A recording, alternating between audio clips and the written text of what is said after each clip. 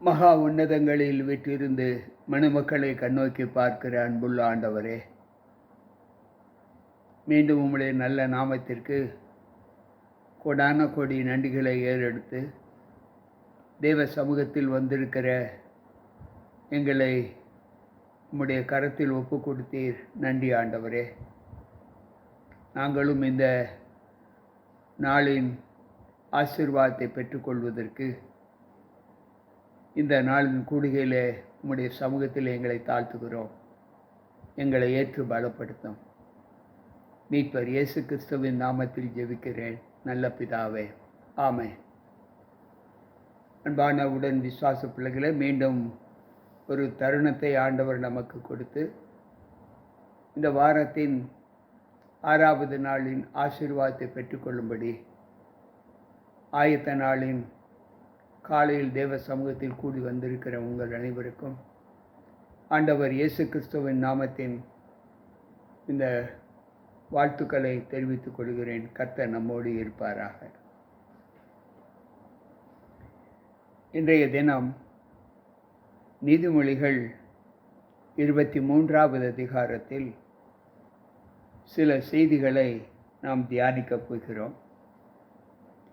அந்த செய்தி நமக்கு சொல்லுகிற வார்த்தைகள் என்ன என்றால், இந்த அதிகாரத்தில் 35 வசனங்கள் அடக்கப்பட்டு இருக்கிறது. ஆண்டவர் சொல்லுகிறார், முதலாவது, நாம் நம்முடைய சரீரத்தை எவ்வளவு ஒடுக்க வேண்டுமோ அவ்வளவு ஒடுக்க வேண்டும். பலவிதமான ஆசைகளை வைத்துக்கொண்டு நாம் நம்முடைய சரீரத்தை பாவிக்கக்கூடாது. என்ன ஆசைகள் என்றால், முதலாவது போஜனத்தின் ஆசை. முதலாவது வாக்கியம் இப்படி சொல்லுகிறது, ஒரு அதிபதியோட போஜனம் பண்ண உட்கார்ந்தால் உனக்கு முன்பாக இருக்கிறதை நன்றாய் கவனித்துப் பார். உன் அதிபதியோடு இருக்கிற நட்பு நிமித்தம் ஒருவேளை அந்த அதிபதி உன்னை விருந்திற்கு சாப்பாட்டிற்கு அழைத்திருந்தால் உனக்கு முன்பாக வைக்கப்பட்டு இருப்பதை கவனித்துப் பார். எல்லா ஆகாரத்தையும், உனக்கு முன்பாக வைக்கப்பட்டிருக்கிற எந்த போஜனத்தையும் அதிபதி அழைத்தானே என்று சொல்லி நீ உண்ண வேண்டாம். அந்த ஆகாரம் சில நேரங்களில் ஆண்டவரால் அருவருக்கப்பட்டதாக கூட காணப்படலாம். அங்கு தானியேல், அனனியா, மிசாவில், அசிரியா என்கின்ற அந்த 4 பேரும் தேவ சமூகத்தில் வைக்கப்பட்டிருந்த அந்த உணவை உண்ணுவதற்கு சம்மதம் தெரிவிக்கவில்லை. ஏனென்றால் அந்த போஜனத்தில் ஆண்டவரால் புசிக்கக்கூடாது என்று சொன்ன உணவு வகைகள் அதில் இருந்திருக்கிறது. எனவே அவர்கள் வேண்டாம் என்று சொன்னார்கள். அதைத்தான் இங்கு ஞானி சொல்லுகிறார், நீ போஜன பிரியனாய் இருந்தால் உன் தொண்டையிலே கத்தி வை. ஏனென்றால் அவனுடைய ருசியுள்ள பதார்த்தத்தை இச்சியாதே, அவைகள் கள்ள போஜனமாமே என்று சொல்லுகிறார். நீதிமொழிகளின் புஸ்தகம் 30வது அதிகாரத்தை நாம் வாசிக்கும்போது அங்கு 8வது வசனம் இப்படி சொல்லுகிறது, தேவனுக்குள் இருக்கிற அந்த வல்லமையின் பலனை நாம் எப்படி ஏற்றுக்கொள்வது? நீதிமொழிகள் 30:8 சொல்லுகிறது, மாயையும் பொய் வசனிப்பையும் எனக்கு தூரப்படுத்தும், தரித்திரத்தையும் ஐஸ்வர்யத்தையும் எனக்கு கூடாதேயும். இங்கு சொல்லுகிறார், போஜன பிரியனாய் இருக்காதே. 2வது அவர் சொல்லுகிறார், ஐஸ்வர்யவானாக வேண்டுமென்று விரும்பாதே, உன் சுய புத்தி மேல் நீ சாராதே என்று நீதிமொழிகள் 23:4 சொல்லுகிறது. அன்பு பிள்ளைகளே, சற்று யோசித்து பார்ப்போம். நீதிமொழிகளின் புஸ்தகம் 29வது அதிகாரத்தை நாம் வாசிப்போம் என்றால், அங்கு ஆண்டவர் சொல்லுகிற வார்த்தை என்ன என்பதை நாம் சற்று சிந்தித்து செயல்பட வேண்டும். அவர் சொல்லுகிறார், நீதிமொழிகள் 29, இங்கு வேதம் சொல்லுகிறது 12. அதிபதியானவன் பொய்களுக்கு செவி கொடுத்தால் அதன் ஊழியக்காரர்கள் துன்மார்க்கர் ஆவார்கள் என்று சொல்லப்பட்டிருக்கிறது. அன்பு பிள்ளைகளே, வேதம் சொல்லுகிற வார்த்தை நம்மிலே விடப்பட்டு இருக்கிற அந்த குணங்கள் எந்த அளவு நம்மை பலப்படுத்துகிறது என்பதை நாம் யோசித்து பார்ப்போம்.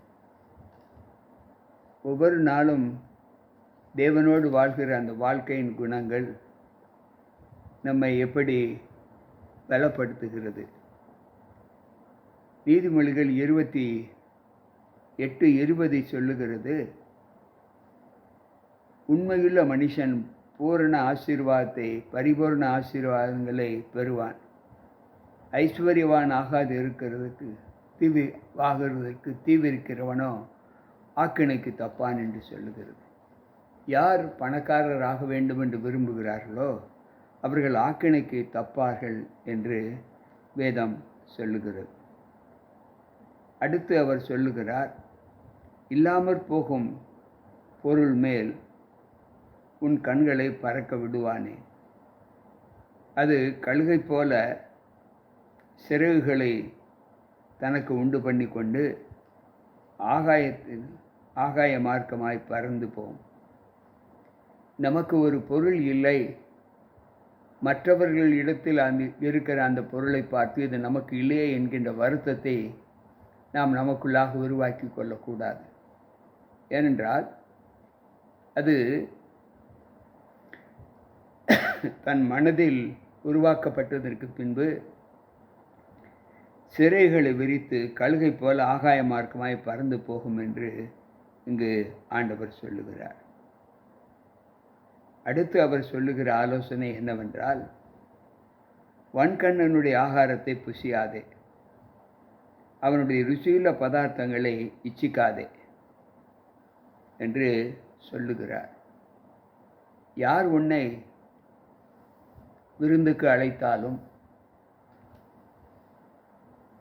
அந்த விருந்தில் வைக்கப்பட்டிருக்கிற உணவு பதார்த்தங்களை நாம் பார்த்து உண்ணவே. ஆனால் இங்கு வன்கண்ணனுடைய ஆகாரத்தை புசியாதே என்று சொல்லுகிறார். ருசியுள்ள எந்த பதார்த்தத்தையும் இச்சிக்காதே என்று சொல்லுகிறார். அந்த வன்கண்ணுடைய இருதயம் எப்படியோ அப்படியே அவன் நினைவுகளும் இருக்கும். புசியும் பானம் பண்ணும் என்று அவன் உன்னோடே சொன்னாலும் அவன் இருதயம் உன்னோடே இராது என்று சொல்லுகிறார். அன்பு பிள்ளைகளே, என்ன ஆலோசனை! இன்றைக்கு நண்பர்கள் யாராவது நம்மை விருந்திற்கு அழைத்தால் அந்த நண்பர் வன்கண்ணனா எப்படிப்பட்டவர் என்பதை நாம் யோசிக்க வேண்டும். ஏனென்றால் நாம் புசித்த துணிக்கையை வாந்தி பண்ணி உன் இனிய சொற்களை இழந்து போவாய் என்று சொல்லுகிறார். அன்பு பிள்ளைகளே, நம்முடைய வாழ்க்கையில் நாம் இந்த அனுபவங்களை அநேகர் பெற்றிருப்பதை நாம் பார்க்கிறோம். வஞ்சகத்தோடு கொடுக்கிற ஆகாரம். அடுத்து அவர் ஆலோசனை சொல்லும்போது, மூடனுடைய செவிகள் கேட்க பேசாதே, அவன் உன் வார்த்தைகளில் ஞானத்தை அசட்டை பண்ணுவான். மூடர்களுக்கு நாம் ஆலோசனை சொல்வதை நிறுத்திவிட வேண்டும். நாம் பேசுகிற சொற்கள் அவனுடைய செவிக்கு மந்தாரத்தை கொடுக்குமே தவிர ஞானத்தை அவன் பெற்றுக்கொள்வதற்கு அவன் உன்னை அசட்டை பண்ணுவான் என்று சொல்லுகிறார். அடுத்து அவர் சொல்லுகிறார், எல்லைக்குறியை நீ மாற்றாதே, திக்கற்ற பிள்ளைகளுடைய நிலங்களை அபகரித்து கொள்ளாதே. நமக்கு ஒரு வீட்டு அளவோ நில அளவோ இருக்கிறது என்று வைத்து கொள்ளுங்கள். ஒரு இடத்தை வாங்கி அதற்கு அளவுகள் நாம் நாட்டி வைத்து வந்தால், இன்றைக்கு அந்த இடங்கள் நம்முடையதாக இருப்பது இல்லை. இடத்தை நெருக்கி கல்லை மாற்றி எல்லைக்குறியை மாற்றி அபகரித்து கொள்ளக்கூடிய மக்கள் தான் இன்றைக்கு அநேகர் உண்டு. அதை ஆண்டவர் சொல்லுகிறார். நீதிமொழிகள் 22:28 சொல்லுகிறது, உன் பிதாக்கள் நாட்டின எல்லைக்குறியை, பூர்வ எல்லைக்குறியை நீ மாற்றாதே, ஏழைகள் திக்கற்ற பிள்ளைகளுடைய நிலங்களை அபகரித்து கொள்ளாதே என்று சொல்லுகிறார். ஏனென்றால் அந்த ஏழைகளுக்குரிய அந்த நிலத்தை அவர்களுக்கு பாதுகாவல் செய்கிற தேவன் சொல்லுகிறார், அவர்களுடைய மீட்பர் வல்லவர், அவர் உன்னுடனே அவர்களுக்காக வழக்காடுவார். அன்பு பிள்ளைகளே, இன்றைக்கு இந்த ஆறுதல், இந்த பாதுகாவல் அந்த ஏழைகளுடைய பிள்ளைகளை அபகரிக்கிறவர்களுக்கு எவ்வளவு தேவன் அவர்களை பாதுகாக்கிறார் என்பதை இந்த வார்த்தை நமக்கு சொல்லுகிறது. உன் இருதயத்தை புத்திமதிக்கும், உன் செவிகளை அறிவின் வார்த்தைகளுக்கும் சாய்ப்பாயாக. பெரியவர்களுடைய, பெற்றோர்களுடைய, ஊழியக்காரர்களுடைய ஆலோசனைகளை நாம் கேட்பதற்கு நம்முடைய செவியை சாய்க்க வேண்டும். அவர்கள் சொல்லுகிற அறிவின் வார்த்தைகளுக்கு நாம் நம்முடைய செவிகளை சாய்த்திருக்க வேண்டும், கேட்கும்படி செய்ய வேண்டும். அடுத்து அவர் சொல்லுகிறார், பிள்ளையை தண்டியாமல் விடாதே, அவனை பிரம்பினால் அடித்தால் அவன் சாகான். பிள்ளையை கண்டிக்க வேண்டும். பிள்ளையாண்டானை நடத்த வேண்டிய விதத்தில் நடத்து, அப்பொழுது அவன் அதை முதிர் வயதிலும் விடாதிருப்பான் என்று நீதிமொழிகளின் புஸ்தகம் 6வது அதிகாரத்திலே நாம் வாசிக்கிறோம். மன்னிக்கவும், நீதிமொழிகள் 22:6 வாசிக்கிறோம். இன்றைக்கு நம்முடைய வாழ்க்கையில் பிள்ளைகளை அடித்து கண்டித்து வளர்த்தக்கூடிய ஒரு பெரிய பொறுப்பு, பாரம் பெற்றோர்களுக்கு உண்டு. ஆண்டவர் சொல்லுகிறார், நீ பிரம்பினால் அவனை அடித்ததினால் பாதாளத்திற்கு அவன் ஆத்துமாவை தப்புவிப்பாயே. கண்டித்து வளர்க்கக்கூடிய பிள்ளைகளுடைய வாழ்க்கை அழிவுக்கு செல்லாமல் பாதுகாக்கப்படும் என்று ஆண்டவர் சொல்லுகிறார். ஆண்டவர் சொல்லுகிறார், என் மகனே, உன் இருதயம் ஞானமுள்ளதாய் இருந்தால் என்னிலே உன் இருதயம் மகிழும் என்று சொல்லுகிறார். நீ ஞானம் என்றால் கர்த்தருக்கு பயப்படுகிற பயம். ஞானத்தை நீ பெற்றுக்கொண்டு நீ ஜீவித்தால் உன் நிமித்தம் என் இருதயம் உன்னை பற்றி சந்தோஷப்படும், மகிழும் என்று சொல்லுகிறார். உன் உதடுகள் செவ்வையானவைகளை பேசினால் என் உள்ளந்திரியங்கள் மகிழும் என்று சொல்லுகிறார். ஆண்டவருக்கு மகிழ்ச்சி கொடுக்கக்கூடிய ஒரு குணம் என்னவென்றால், நாம் ஞானத்தோடு இருக்க வேண்டும். அடுத்து நம்முடைய உதடுகள் செம்மையானவைகளை பேசும். இந்த 2 குணங்களும் நம்முடைய வாழ்க்கையில் இருந்தால் ஆண்டவர் நம்மை பார்த்து மிகுந்த சந்தோஷப்படுவார் என்று சொல்லுகிறார். உன் மனதை பாவிகள் மேல் பொறாமை கொள்ள விடாதே. நீ நாள்தோறும் கர்த்தரை பற்றும் பயத்தோடு இரு. உன் நம்பிக்கை வீண் போகாது, நிச்சயமாகவே முடிவு உண்டு என்று சொல்லுகிறார். எந்த சூழ்நிலையிலும் நாம் பாவிகளுடைய வார்த்தைகளை குறித்து நாம் பேசக்கூடாது, அவர்களை குறித்து எரிச்சல் படக்கூடாது, என்று பொறாமை கொள்ளக்கூடாது என்று ஆண்டவர் சொல்லுகிறார். நாம் நம்முடைய பணி நாள்தோறும் ஆண்டவருக்கு பயப்படுகிற பயத்தோடு இருக்க வேண்டும். அப்படி இருக்கும் பட்சத்தில் நாம் நினைக்கிற நினைவுகளின் பலன் நமக்கு ஆண்டவரால் கொடுக்கப்படும் என்று இந்த வார்த்தை சொல்லுகிறது. அடுத்து அவர் சொல்லுகிறார், என் மகனே, நீ செவி கொடுத்து ஞானமடைந்து உன் இருதயத்தை நல்வழியில் நடத்து. முதியோர்களின் சொல்லுக்கு நீ கீழ்ப்படிந்து நடக்கும்போது உன்னை ஞானவானாக்கி நல்ல வழியில் நீ நடந்து உன் இருதயத்தை ஒப்புக்கொடு என்று சொல்லுகிறார். அடுத்து அவர் சேரக்கூடாது என்று சொல்லுகிற வார்த்தை, மதுபான பிரியரையும் மாம்ச பெருந்திண்டிக்காரரையும் சேராதே. மதுபான பிரியரையும், நமக்கு நண்பர்கள் இருக்க வேண்டுமென்றால் நல்ல குணம் படைத்த நண்பர்களை மட்டும் நாம் நம்மோடு வைத்து கொள்ள வேண்டும். மதுபான பிரியர் யார்? மதுபானத்தின் மீது பிரியம் வைக்கிறார்களோ, மதுபான பழக்கம் இருக்கக்கூடிய பிள்ளைகள் இருக்கிறார்களோ அவர்களோடும், யார் போஜன பிரியராய் பெருந்திண்டுக்காரரையும் நம்முடைய வாழ்க்கையில் நம்மோடு இணைத்து கொள்ளக்கூடாது என்று ஆண்டவர் சொல்லுகிறார். அடுத்து அவர் சொல்லுகிற வார்த்தை, உன்னை பெற்ற தகப்பனுக்கு செவிகொடு. உன் தாய் வயது சென்றவள் ஆகும்போது அவளை நீ கடிந்து கொள்ளாதே, அசட்டை பண்ணாதே என்று சொல்லுகிறார்.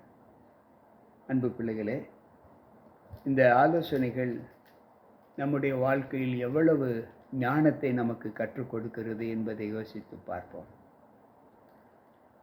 நாம் படிக்க வேண்டும் என்று விரும்பினால் நாம் நீதிமொழிகளின் புஸ்தகம் ஒவ்வொரு அதிகாரத்திலேயும் நமக்கு கொடுக்கப்பட்டிருக்கிற குண லட்சணங்கள் என்ன என்பதை நாம் அறிந்து கொள்ள வேண்டுமென்றால் அந்த அதிகாரம் முழுவதையும், அந்த புஸ்தகம் முழுவதையும் நாம் படிக்க வேண்டும்.